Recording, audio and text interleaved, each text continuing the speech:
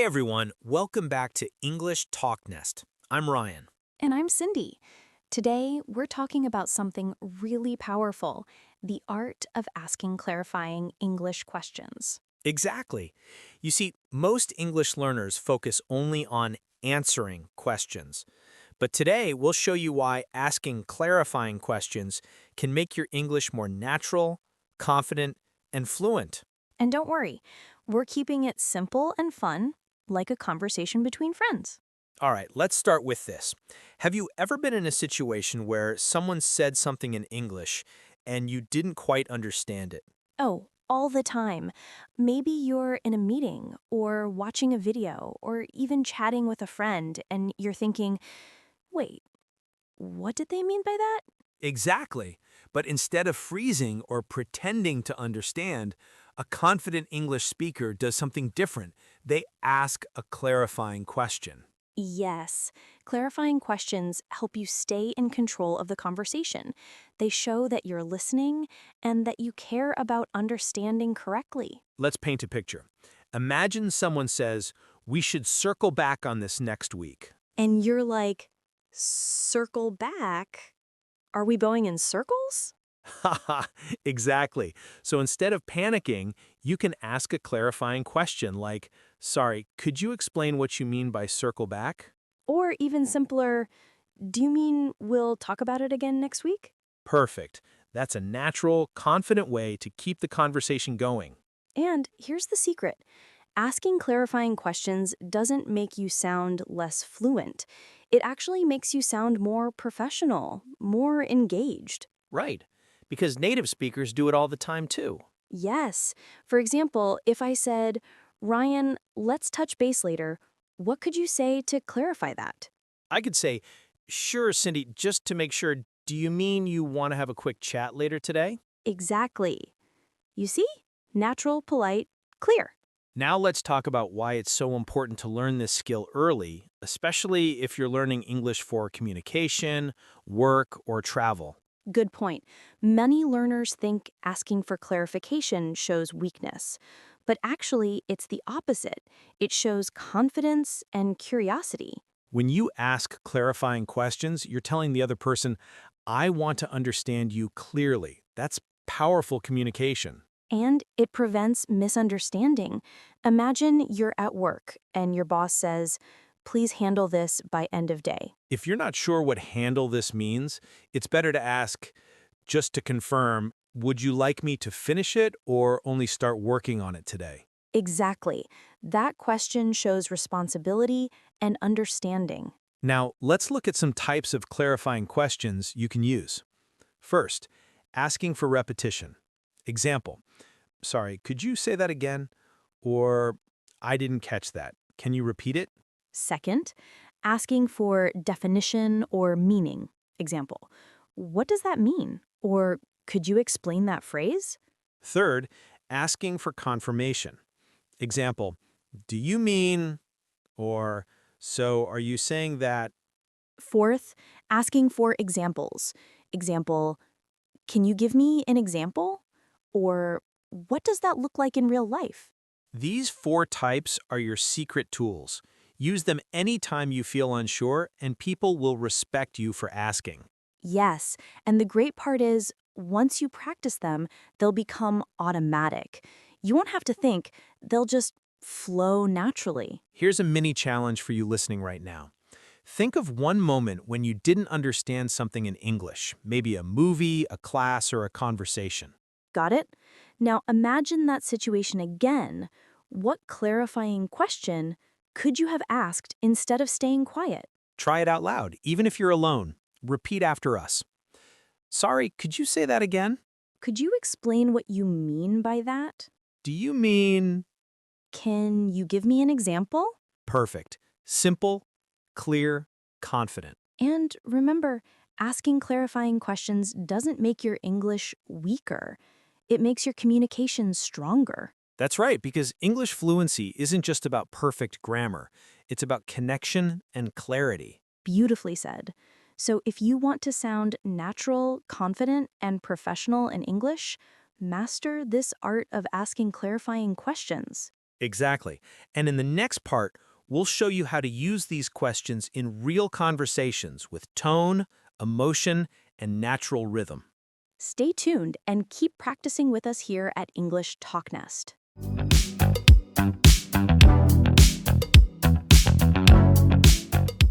Welcome back to English TalkNest. I'm Ryan. And I'm Cindy. In the last part, we talked about why asking clarifying questions is so important and how they can help you sound confident and natural in English.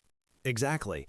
Now let's take it one step further. In this part, we'll show you how to use clarifying questions in real conversations. We'll give you examples, tone, and practice lines you can try right after this episode. Let's imagine a real-life situation first. You're in a meeting at work. Your manager says, We'll need to roll out the new campaign by Friday. roll out. That's one of those tricky phrases, right? It sounds simple, but if you're not familiar, you might wonder what it really means. Exactly. So instead of pretending you understand, you could say, just to make sure, do you mean launch the campaign by Friday? Perfect. Notice that tone. Polite, curious, professional. You're not saying, I don't know. You're saying, I care about understanding correctly. Yes, and that's the magic tone of clarifying questions. Polite curiosity. Let's practice the tone together. Try repeating this line slowly.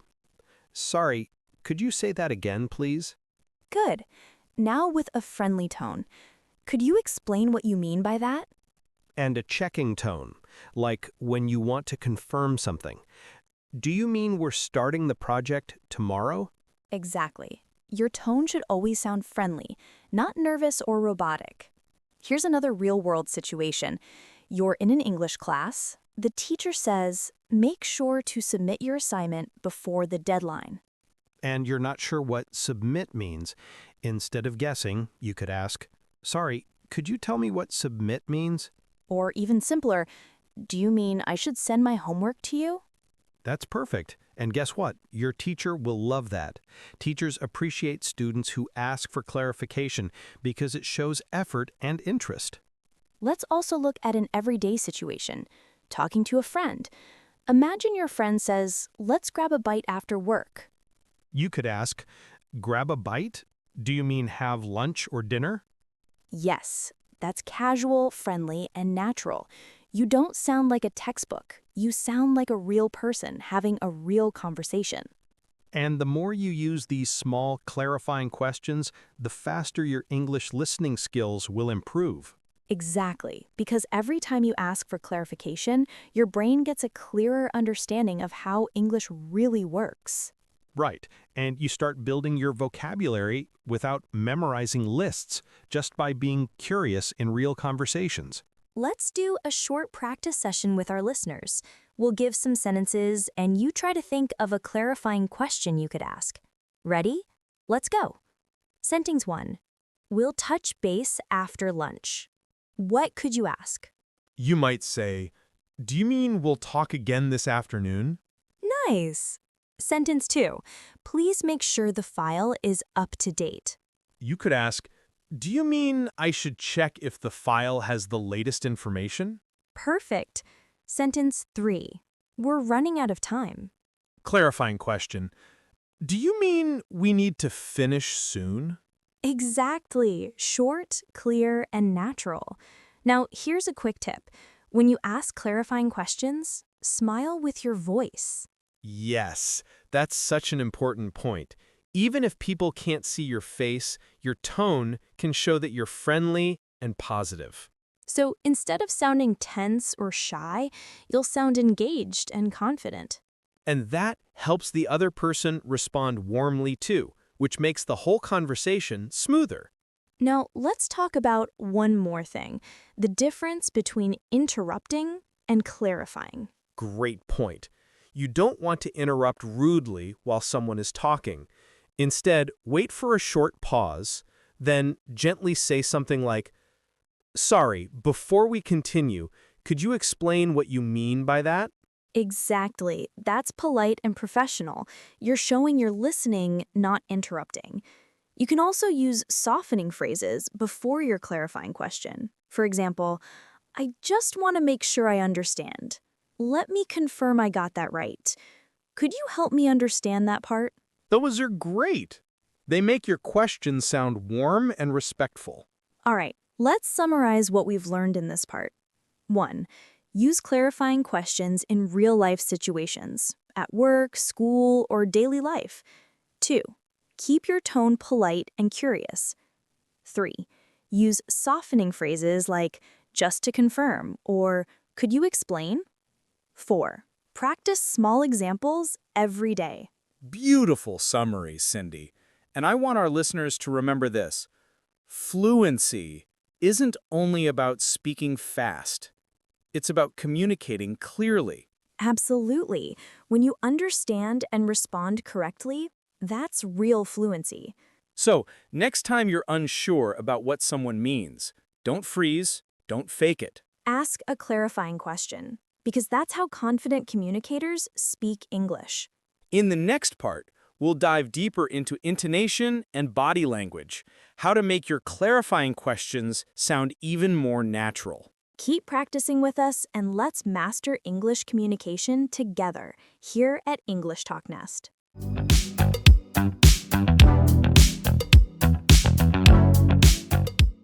Welcome back to English TalkNest. I'm Ryan. And I'm Cindy.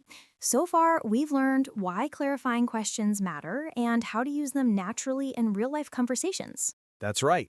But today, we're going one step further. We'll explore how your tone, rhythm, and body language can make your clarifying questions sound natural, confident, and friendly, just like native speakers. Yes, because in English, how you say something is just as important as what you say. Exactly. Think about this. The same question can sound polite or rude depending on your tone. Let's take an example. Imagine you say, "What do you mean?" If you say it flatly or too fast, it might sound impatient or even annoyed. But if you soften it a little, "Oh, what do you mean?" It sounds curious and polite. Tone makes all the difference. That's why it's important to listen and repeat how native speakers use clarifying questions in movies, podcasts, or daily conversation. Let's practice a few together. Ready? Try saying this naturally with us. Sorry, could you say that again, please? Now let's make it sound more friendly. Oh, I didn't catch that. Could you repeat it? Great. Notice how adding a small word like oh or sorry makes your voice sound warmer. Exactly. It shows you're engaged and polite, not demanding. Let's also talk about intonation. In English, we often raise our tone slightly at the end of a question. For example, listen to this. Do you mean we'll start next week? Rising tone at the end. But if you say it with a falling tone, do you mean we'll start next week? It sounds like you're not really asking, more like you're confirming something. Right. So when you ask clarifying questions, try to keep your tone friendly, slightly rising, like you're genuinely curious. And here's another secret. Smile while speaking. Even if the other person can't see you, for example, during a phone call, they can hear your smile. It changes your tone completely. Yes, a smile adds warmth and makes your question sound more natural. Let's test this. Say this line with a smile. Could you explain what you mean by that? And now say the same line with no smile. You'll notice the difference. It suddenly sounds colder or distant. That's the power of tone and body language, even in voice. Now let's move to face-to-face conversations. When you ask a clarifying question in person, body language matters too. Yes, good posture, gentle eye contact, and a calm expression help you look confident and interested. Exactly. Avoid crossing your arms, looking down, or speaking too quietly. That might make you seem unsure or nervous. Instead, nod slightly when listening. That shows you're engaged. And when it's your turn to ask, lean forward just a bit. That communicates interest. Here's a simple example. Imagine your coworker says, "We're pivoting our strategy next quarter." You're not sure what pivoting means, right? Right. So you can lean slightly forward, smile, and say, "Sorry, could you explain what pivoting means in this context?" Perfect. You've just turned confusion into confident communication. And this works in any environment: classrooms, meetings, travel, even casual chats with friends. Now, I want to share a quick tip about rhythm, the speed and stress of your clarifying question. Yes, rhythm matters. Don't speak too fast, or it can sound rushed or nervous. Don't speak too slow either, or it may sound unsure. Aim for a calm, natural rhythm, like how we're speaking now. Let's try a few examples together. Repeat after us. Could you explain that part again? Do you mean this or that? Sorry, what does that mean exactly? Nice and smooth, not too fast, not too slow. Exactly. If you control your tone, rhythm, and facial expression, your English instantly sounds more natural. Let's do a short dialogue so our listeners can see this in action. Sure. Let's say we're coworkers having a meeting. Okay? Cindy, we'll need to align our deliverables with the new KPIs. Just to confirm, Ryan, when you say align our deliverables, do you mean make sure our projects match the company goals? Exactly. Perfect clarifying question. Polite, clear, and confident. Thanks. And notice I used just to confirm. That phrase softens the question and sounds professional. Let's switch roles. Ryan, make sure to onboard the new clients by next week. Got it. Just to be clear, do you mean I should set up their accounts and send them the welcome materials? Perfect. That's exactly how you keep communication crystal clear. When you use this kind of language, you don't just sound fluent, you sound trustworthy. People will enjoy talking with you because you make conversations easy and precise. Absolutely. And that's the ultimate goal of learning English. Not just speaking, but connecting. Well said.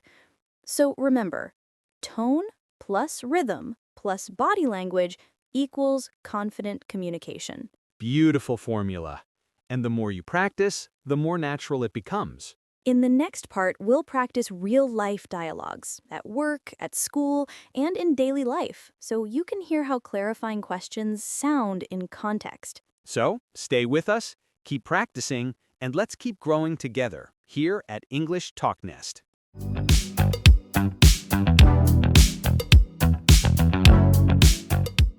Welcome back to English TalkNest. I'm Ryan. And I'm Cindy. So far, we've learned the foundation, what clarifying questions are, how to ask them naturally, and how tone and body language make a difference. Exactly. And today, it's all about practice. We'll dive into real-life conversations at work, at school, and in daily life, so you can hear how to use clarifying questions in action. That's right. So if you're listening, don't just listen, speak with us. Repeat, shadow, and imagine you're right here talking with us. Let's start with a workplace conversation. Imagine you're in a meeting with your manager. All right, team, we need to streamline our process and deliver the proposal by Monday. Streamline our process. That sounds complicated, right? Here's how to ask naturally. Just to make sure I understand, do you mean we need to make the process faster and simpler? Yes, exactly. We want to cut unnecessary steps. See how easy that was? You didn't sound confused or shy. You sounded professional and clear. And here's another example.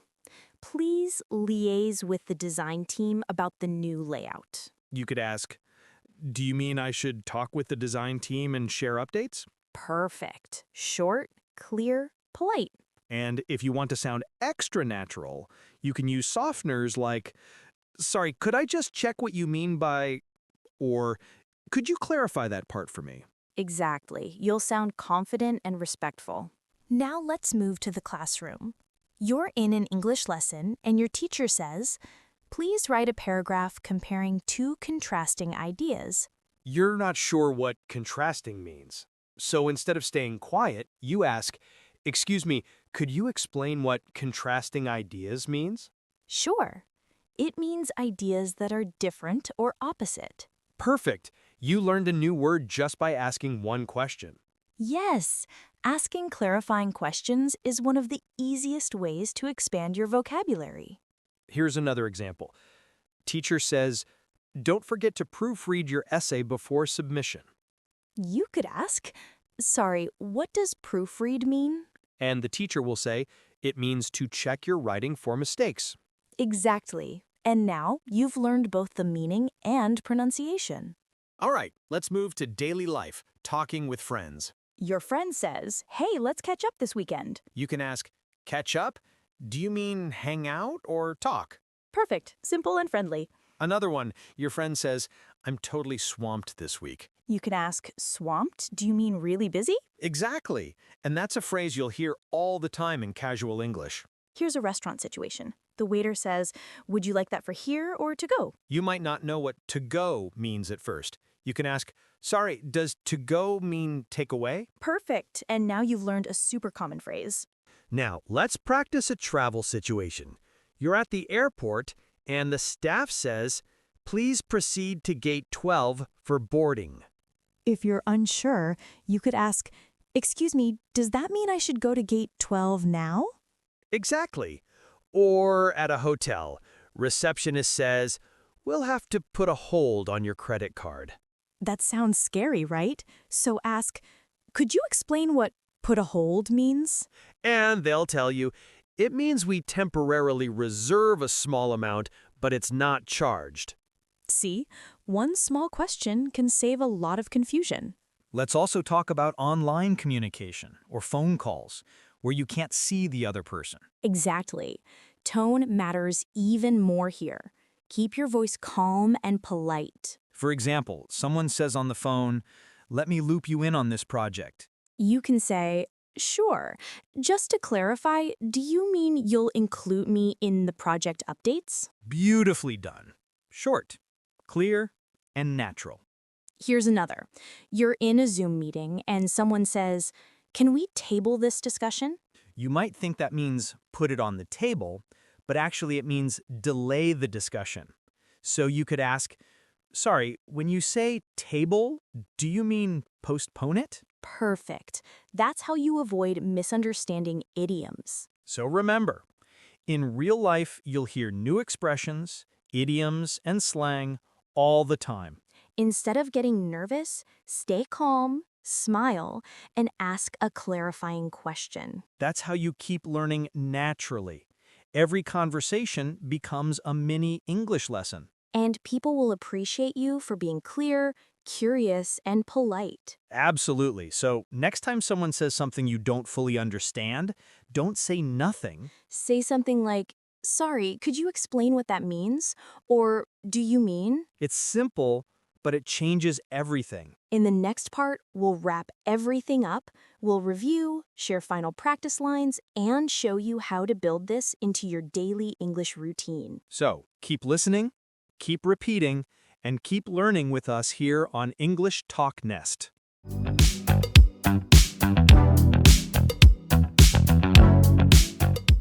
Welcome back to English TalkNest. I'm Ryan. And I'm Cindy. Today we reached the final part of our episode, the art of asking clarifying English questions. Yes, over the last few parts, we've explored what clarifying questions are, how to use them, how tone and body language make a difference, and how to apply them in real-life situations, at work, at school, and in daily life. Exactly. And now we're going to wrap it all up. We'll review what you've learned, give you a short daily practice routine, and share a few advanced tips to help you become a naturally fluent communicator. Let's start with a quick review. What exactly are clarifying questions? They're questions you ask when you want to make sure you've understood something correctly. Simple as that. Right. They help you avoid misunderstanding, improve your listening skills, and make you sound confident and professional in English. And remember, Asking clarifying questions doesn't show weakness. It shows curiosity, confidence, and a strong desire to communicate clearly. Yes, even native speakers ask clarifying questions all the time. It's completely normal and part of natural conversation. Let's quickly go through some of the most useful clarifying phrases again. Repeat them with us. Sorry, could you say that again, please? I didn't catch that. Could you repeat it? Could you explain what you mean by that? Just to confirm, do you mean, Just to make sure I understand. can you give me an example? Perfect. If you can use just these few sentences naturally, you'll already sound more fluent than most learners. Yes, because fluency isn't just about speaking fast.